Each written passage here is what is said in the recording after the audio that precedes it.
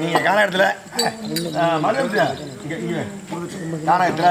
நான் மயங்கிறதில்ல இவர் சத்தியமாலாம் திருப்பி அடிச்சு போற சொன்னாரு சாமி காலத்துல பாம்பு கடிச்சா விஷயம் என்ன நீ செத்து போறியா என் கால சுத்திருக்கா உன் கால சுத்திருக்கா அப்படின்னா அப்ப உன் கால சுத்திருக்கு ஆனா மலை கழிச்சிட்டு போல புறப்படும் என்ன எதுவும் கேட்க கூடாது. ஆமா நான் எதுக்கு கேட்கிறேன் எதுவுமே எனக்கு வேண்டாம்.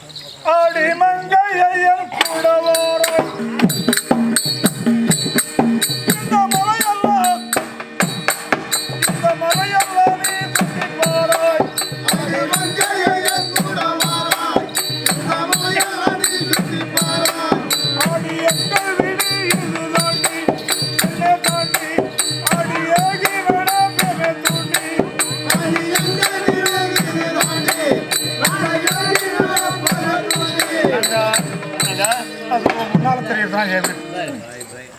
இது உங்க வீடா? என் வீடுதான்.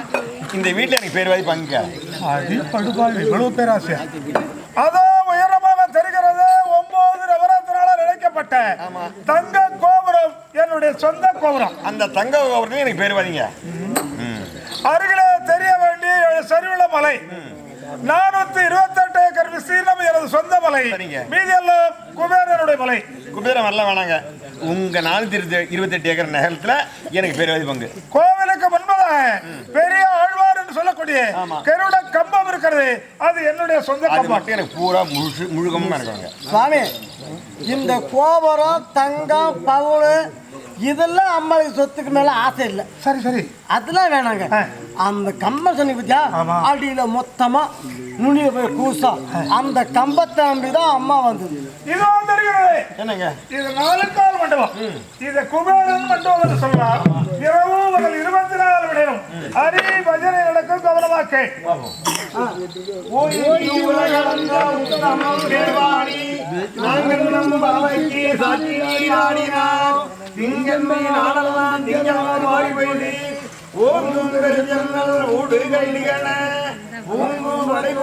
ஒளிவண்டை கைவெடுப்ப தேங்காத புத்திருந்து சீதாமுறை பற்றி வாங்கல் குடிரைக்கும் வள்ளல் மசிக்கல் நீங்காத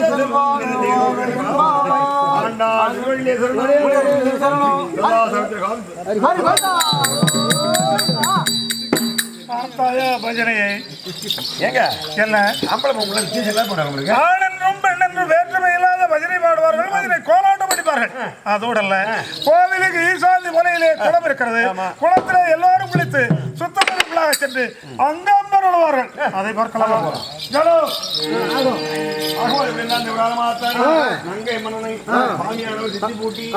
திருப்பி செல்லும் போது நகர இடத்தை தகத்தோடு பேசக்கூடிய அப்துல் காதர் ஷேக் முகமது சபைக்கு வருவாங்க.